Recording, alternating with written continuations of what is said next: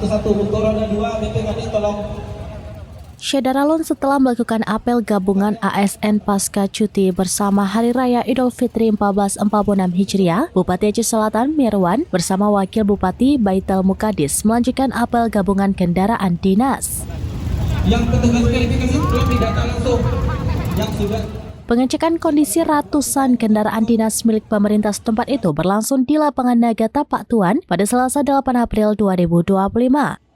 Pantauan serambinews.com, Bupati dan Wakil Bupati mengecek satu persatu fisik kendaraan roda 4 maupun roda 2. Bupati Mirwan juga memisahkan antara kendaraan tidak layak pakai dengan yang layak pakai untuk dilakukan verifikasi dan didokumentasikan.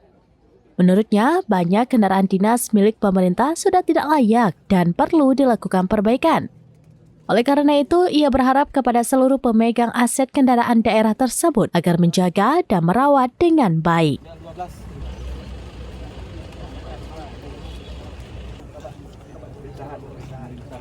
Mobilnya di mana?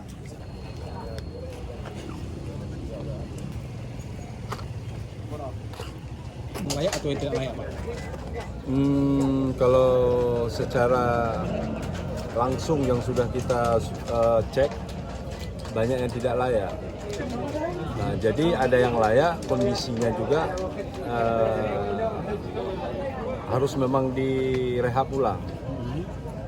Jadi mungkin kita nanti karena anggaran daerah ini baik keseluruhan